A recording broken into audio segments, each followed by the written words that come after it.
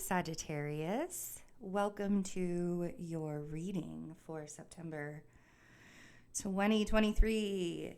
Here we are. It's like the second half. It's the second half. It's the last half. It's the last few months of the year.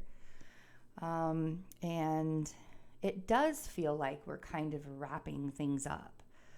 In September, we will have Mercury turn direct. We will have Venus turn direct. And Jupiter will turn retrograde. So we'll have all of the outer planets retrograde for a few months. It's going to be a few months. If you'd like to know how all of that is going to affect you personally and according to your rising sign, we are doing really amazing things on our Patreon. And we're actually just about ready to expand it even more. So we would love for you to join our Patreon family, the Love and Science Patreon family. You're going to get all of your astrology, a mid-month tarot reading. You can get everything in one place, so you're not having to look everywhere for your astrology all the time for the month. And I have 44% off all of my offerings on my website until the 31st of August. So there are 4 days left of this, 44% off using the code birthday. I wanted to celebrate my life this year and celebrate my birthday, and I wanted to have you all join with me in that. You can even schedule into September if all of the August dates are taken. I think all of my August dates, I only have 4 days left of August. I think they're all taken. So you can schedule even in September. So I hope you take advantage of that. And I hope to see you guys over on Patreon. We're going to be expanding that in a really big way at the last part of this year. I'm pretty excited to have some new teachers. Some not actually, they're not new. They're Love and Science teachers. They've been on this channel a lot before. So it's really exciting to have them back. Let's see what your surrender card is for September. For Sagittarius, Sun, Moon, and Rising. What is your September card? Surrender. Ooh, I love this one. Surrender to creativity. And you guys are so good at this. I understand that things have been a little restrictive lately, a little. I think that might be an understatement, a little restrictive. Let your imagination soar. Stay open to all creative ideas about how to pursue a dream or solve a problem. I love this picture because she's holding up a mirror in front of herself. And she has like butterflies around her and stuff. So surrender to creativity, Sagittarius. And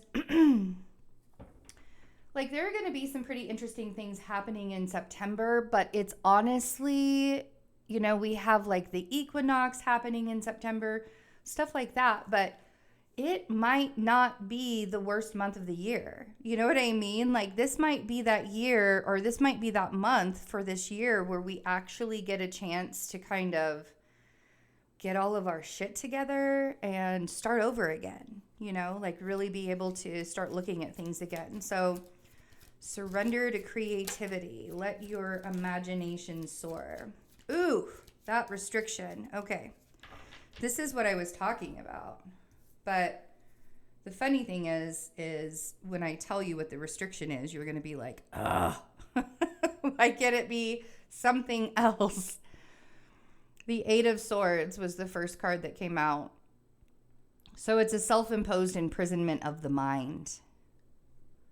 That's the restriction, Sagittarius. And then we have the High Priestess, which is your intuition, and then we have justice. So I feel like there's something that is coming back into balance, I feel like this year. For some of you, you may be dealing with a Libra energy. For some of you, you're dealing with a Pisces energy, but it really feels like the concern and the worry is bringing the thing back into balance, whatever that thing is. And there's a lot of those things that, in life that we're kind of like always sort of weighing out and balancing. It could be relationships. It could even be yourself. I feel like this is a month where you're really called to go inward, Sagittarius, in a lot of ways.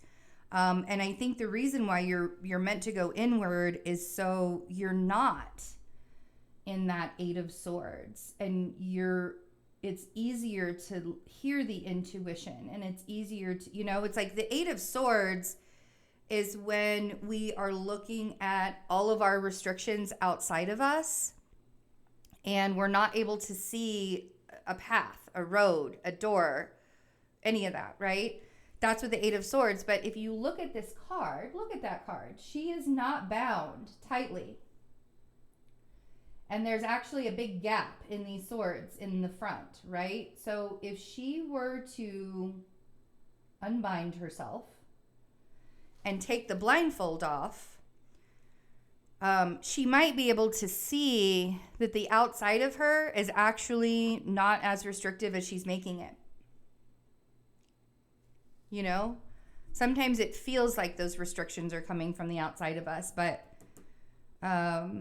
I feel like because, when a Sagittarius doesn't have a focus, when a Sagittarius doesn't have that arrow, that bow and arrow pointed at something, it's like mass chaos.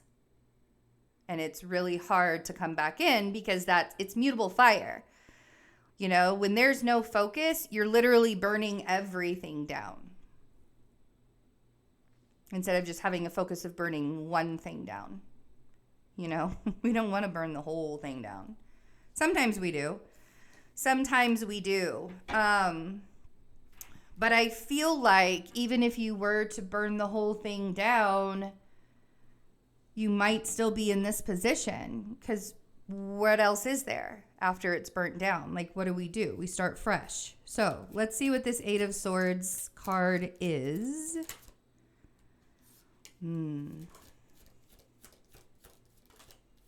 Okay.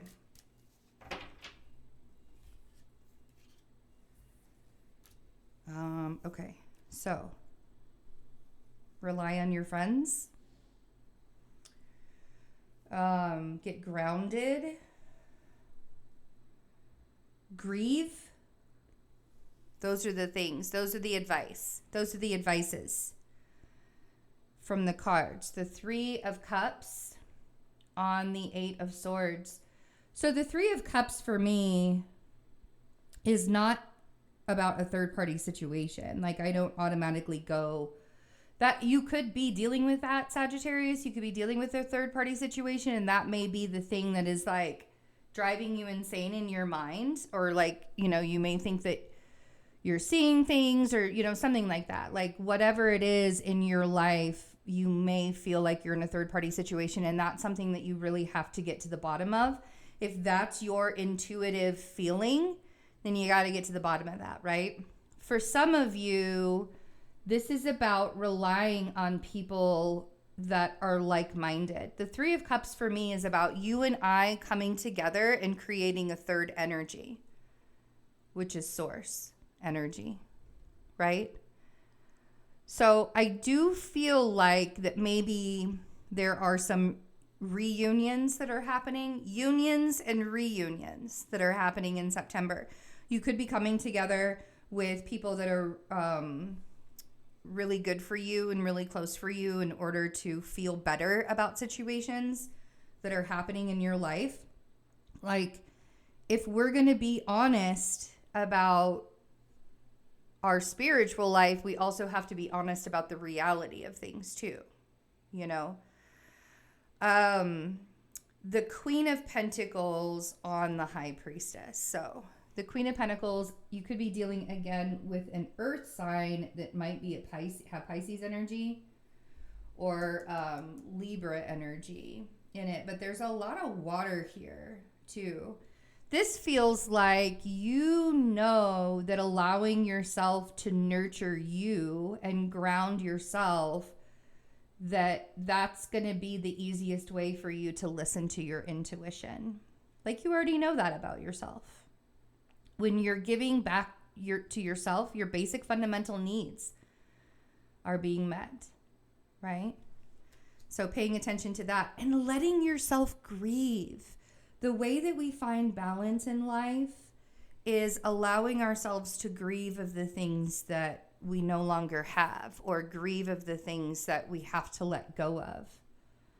And know, right? Like the Five of Cups, you know, he's paying attention to what he's lost, but he still has stuff there. He still has 2 cups standing.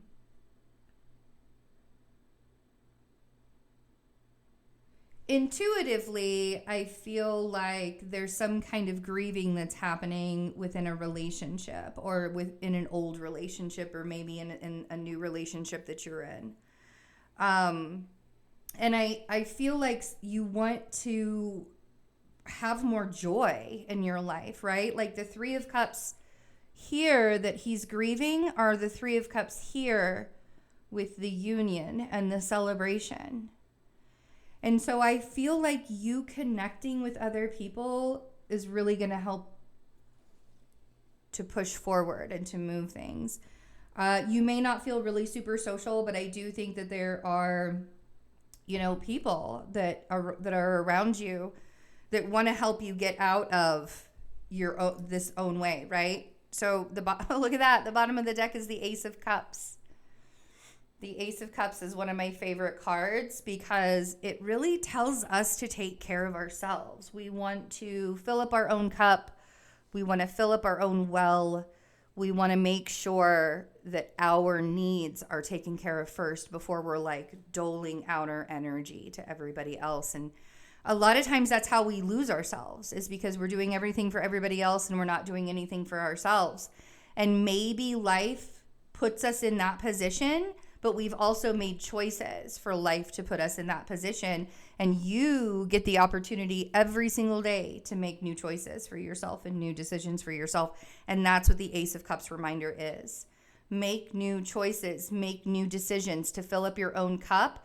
You would be really surprised, Sagittarius, that if you stopped forcing things so hard and you just started focusing on filling up your own cup right now and in September, you would be surprised how things would just kind of naturally start to fall into place. As long as you've done all the work that you can do, like September's not about forcing anything to happen. In fact, for the rest of the year, it's really not about forcing anything to happen. It's about doing as much as you can. And for you guys, September looks a lot like allowing yourself to find some play and find some joy in all the chaos. I love you guys. I love you so, so much. Take care of yourselves, and I'll see you soon. Bye.